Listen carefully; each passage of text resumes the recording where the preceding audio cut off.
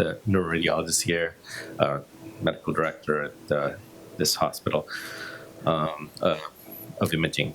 I'm going to be talking about perfusion, functional MRI, and tractography, but first start off with perfusion.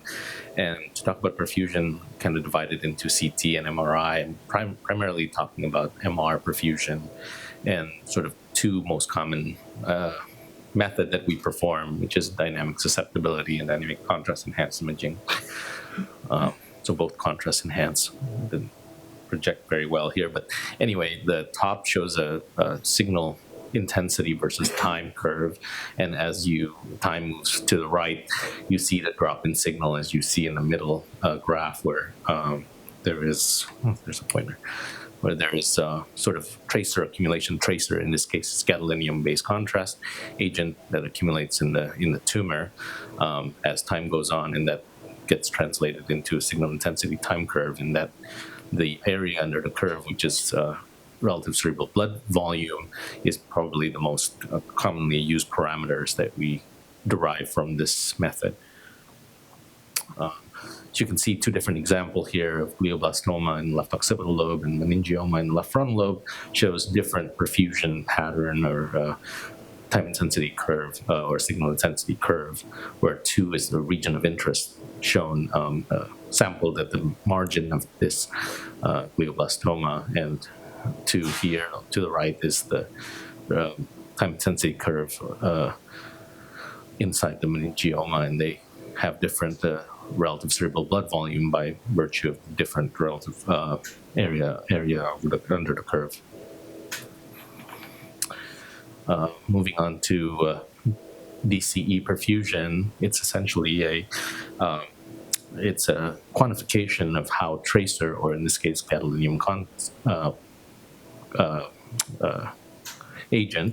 agent, moves through the vasculature and into the extracellular space.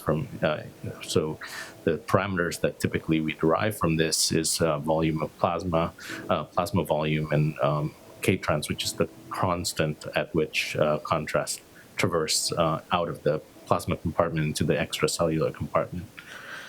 Typically, higher permeability and higher plasma compartment is associated with higher grade tumor.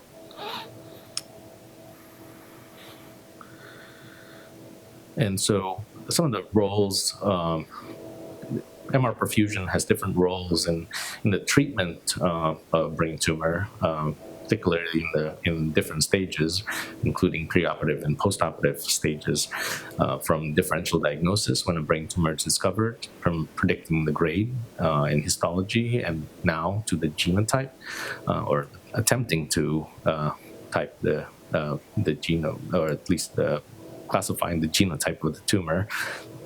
Some use it for directing tissue sampling and predicting progression-free and overall survival. In the postoperative stage or post-treatment stage, we strive to differentiate between true progression, and pseudo-progression or radiation necrosis. There's some of the example in the differential diagnosis stage, where certainly anaplastic astrocytoma here shows a higher relative cerebral blood volume, and tumor factor demyelinating lesion shows a low cerebral blood volume. Here, lymphoma associated with HIV certainly shows higher cerebral blood volume at the margin compared to a toxoplasmosis, and subacute MCA distribution infarct, trying to distinguish that from an infiltrating tumor that shows regional increase in time to maximum or delayed time to minimum in the left MCA territory. This is typically how we approach currently, which is region of interest-based analysis, where here in this case of glioblastoma, we put regions of interest in areas of enhancement, areas of T2 hyperintensity, and shows and analyze the cerebral blood volume from the margins, from the enhancing portion, the non-enhancing portion, and compare it to contralateral white matter. Here, in this glioblastoma upper left-hand corner, the upper right-hand corner, in this seemingly, when you're just looking at the post-contrast image, it looks like a metastatic lesion, but certainly when you look at the ADC map, you see areas that shows decreased ADC in that same area, shows increased that same area in the white matter shows increased relative cerebral blood volume, so that certainly raises the suspicion for glioma or infiltrating glioma, and indeed this is glioblastoma. Differentiating metastasis from glioblastoma, secondary neoplasm versus primary neoplasm, typically shows that the white matter area shows decreased or almost no cerebral blood volume elevation compared to the lesion of interest. And then here in lymphoma, it shows a relatively low cerebral blood volume compared to all three of the previous examples. Moving on from sort of differential diagnosis to grading of, or at least trying to grade a primary brain tumor, typically glioma grades correlates well with relative cerebral blood volume, where the cerebral blood volume of this grade 2 astrocytoma is relatively low, trending to increasing in anaplastic astrocytoma, and then certainly much more increased than glioblastoma or grade 4. This is showing a meta-analysis of grading of glioma grade 2 and 3 with a max accuracy at relative cerebral blood volume at 2.02, designating between grade 2 and grade 3. This was 2017, yeah. Here in a second, this was for dynamic susceptibility weighted imaging, which is relative cerebral blood volume, and this is for dynamics contrast enhanced imaging, which is T1 weighted sequence, and this is a group from Memorial Sloan Kettering that shows differentiation between DCE-derived parameters, which they determine that plasma volume, maximum and mean are the main best determinant for differentiation between grades of gliomas.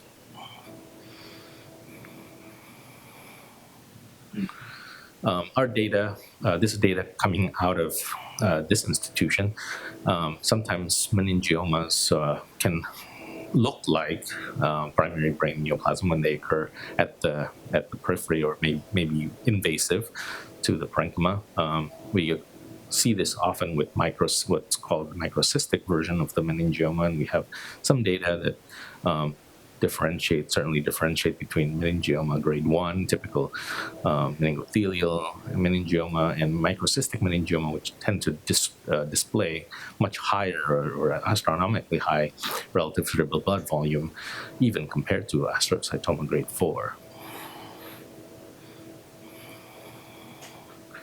In guiding of biopsy, in here, this is a grade 3 astrocytoma, an example of grade 3 astrocytoma where it demonstrates little or no enhancement. In fact, the enhancements are quite posterior at the posterior margin of the tumor, and the elevation of relative cerebral blood volume is actually at this area or right frontal non-enhancing area, and that guides biopsy and able to increase the yield for the biopsy.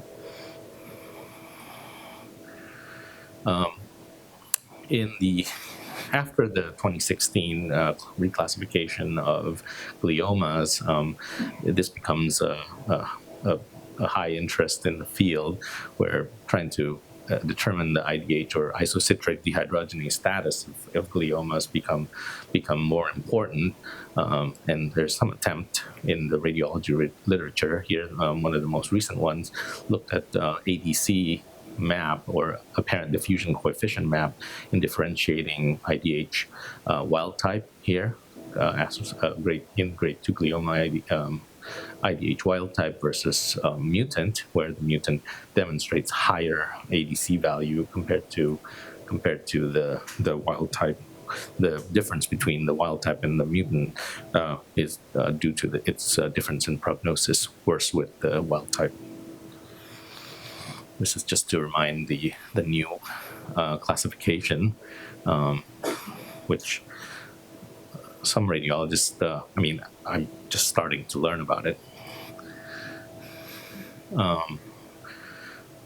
This is out of the paper from, I believe it's UCSF, but so certainly ADC, or apparent diffusion coefficient, this whisker plot data are able to statistically significantly differentiate between IDH mutant and wild type, and perfusion and relative cerebral blood volume tend to fare less well, with less significant, perhaps with a trend of higher relative cerebral blood volume for mutant cases.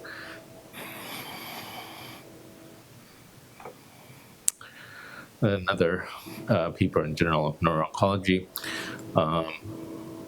shows, this is I think out of UCLA,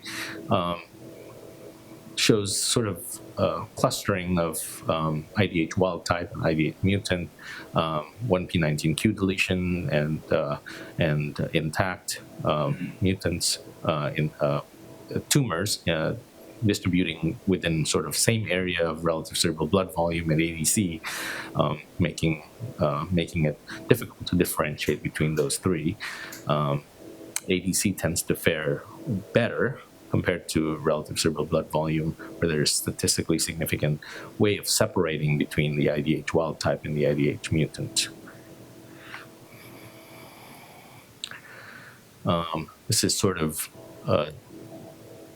attempt to classify or attempt to separate IDH wild type versus mutant in group of WHO grade 2 and grade 3 population. And again, there's a trend towards significance for ADC, and certainly significant for both IDH wild type and mutant, and differentiation between 1p19q co-deletion versus non-deleted for ADC.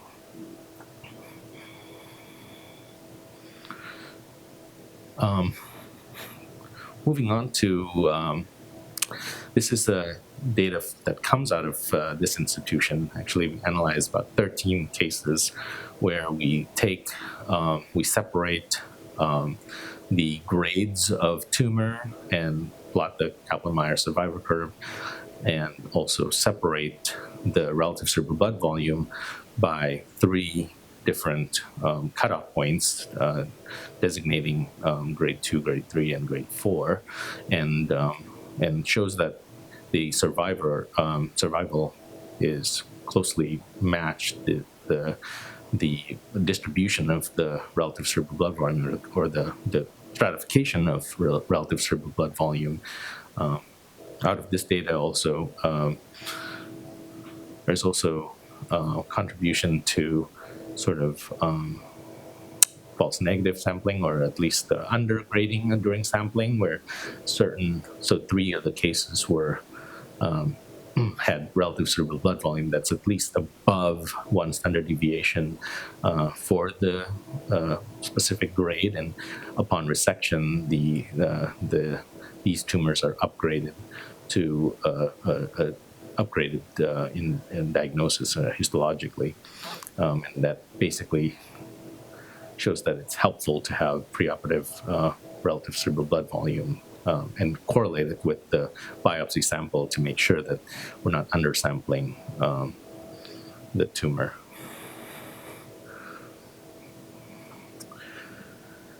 More on sort of prognosis. This paper out of, I believe this is out of UCSF, but had sort of plotted Kaplan-Meier survivor in changes in relative cerebral blood volume in GBM 1 month after routine chemoradiation therapy, then correlates it with survivor, overall survival, and then compared it to sort of change in contrast enhancement, which tumor volume itself doesn't correlate, or at least shows less correlation with survival than compared to relative cerebral blood volume. And here, sort of examples of these are areas or tumor that shows greater cerebral blood volume tend to have less overall survival or a shorter overall survival compared to tumor that shows initial lower cerebral blood volume. This is sort of the same Kaplan-Meier curve, plotting the data from that same researcher. For recurrent glioblastoma that's treated with bevacizumab, the relative cerebral blood volume at 2 weeks is predictive of overall survivor. I don't have graphs for these, but these are some of the examples that this researcher shows in her paper, correlating the decrease of cerebral blood volume to overall survival, the increase in overall survivor. And then this similar theme of different time points during treatment where relative cerebral blood volume is predictive, or decrease in relative cerebral blood volume is predictive for overall survival.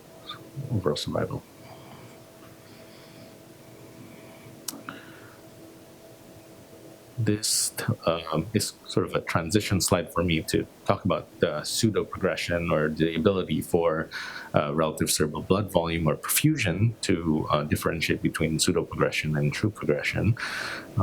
Certainly, we're familiar with the increasing contrast enhancement of lesion after treatment, after surgery and resection, and shows basically no increase in relative cerebral blood volume, which then correlates with the biopsy of radiation necrosis or pseudoprogression.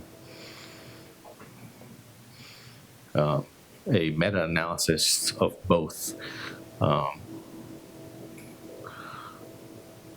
of relative cerebral blood maximum and mean relative cerebral blood volume shows varying cutoff values with different sensitivities and specificities of these relatively low numbers of studies. And in the literature, it's postulated that the heterogeneity of this tumor during treatment or after treatment contributes to these varying cutoff values within different institutions. Also, there's a lot of heterogeneity in the literature for the method, post-processing method, acquisition method of these perfusion that render it difficult to standardize kind of analysis for the outcome or usefulness for the perfusion method.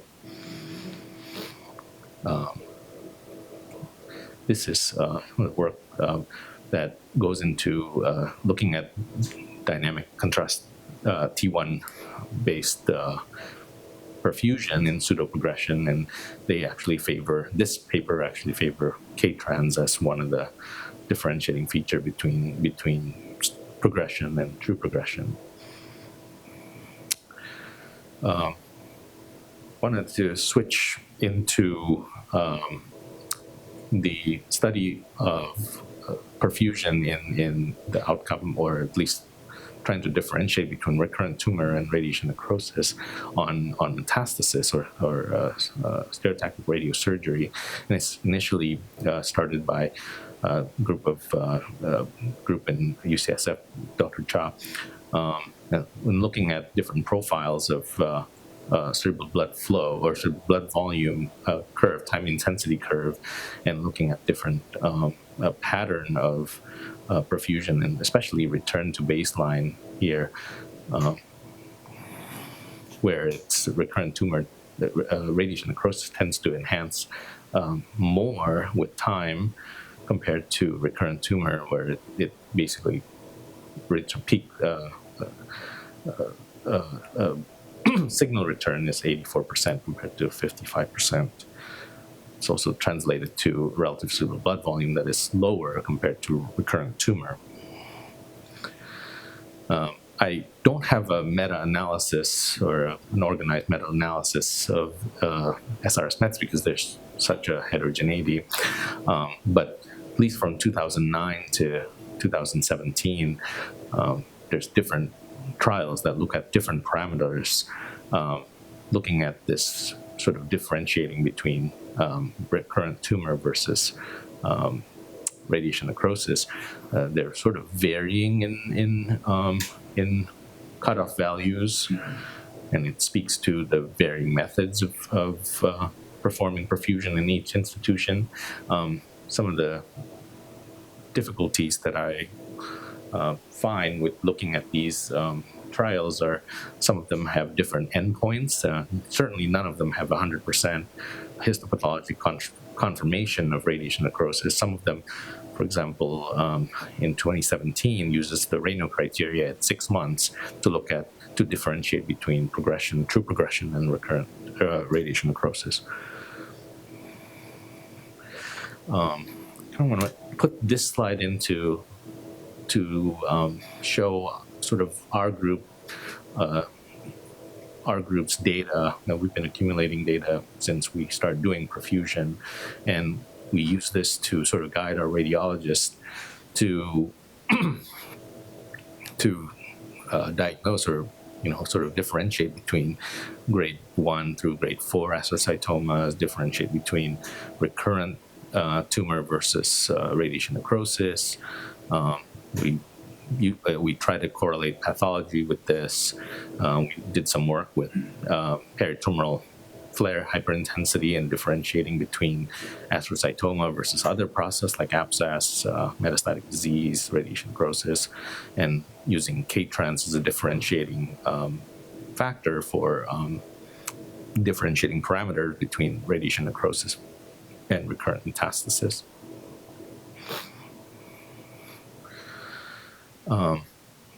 And I'll not sure how much time I have. I think I'll run through these really quickly.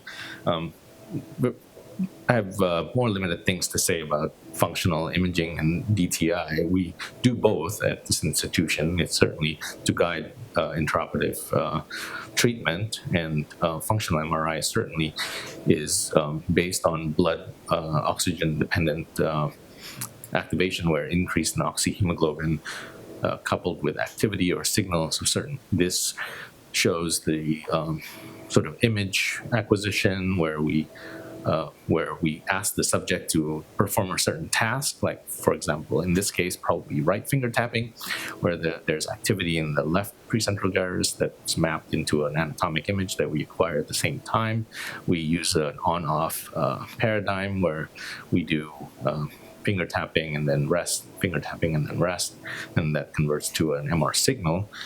And that is statistically thresholded by our post-processing software that each neuroradiologist then looked at.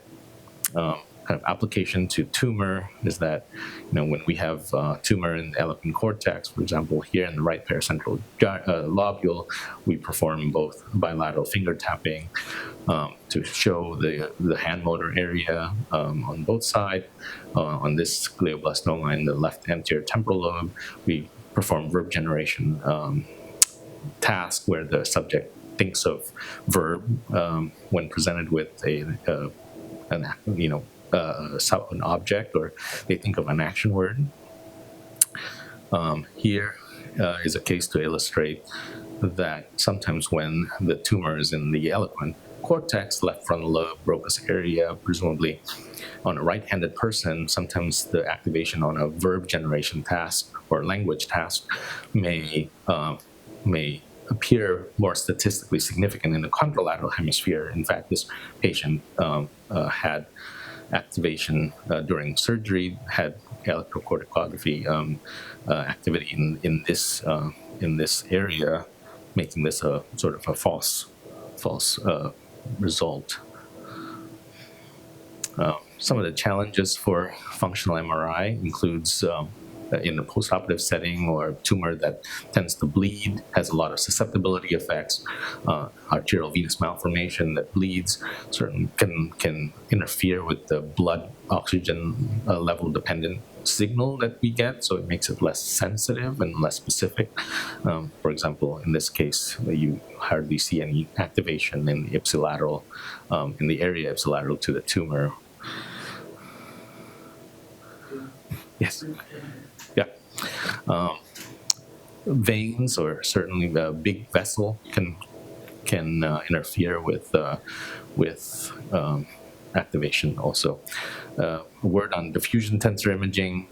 This is sort of the basis of diffusion tensor imaging, where we color code directionality in major fiber tracts, like this in a normal brain, where the connectivity fibers through the corpus callosum, corticospinal tract, and arcuate fasciculus can be mapped, and certainly we can map these fibers relative to the tumor, where the tumor sort of deviate these tracks to help the surgeon approach the tumor in different ways here in arcuate fasciculus.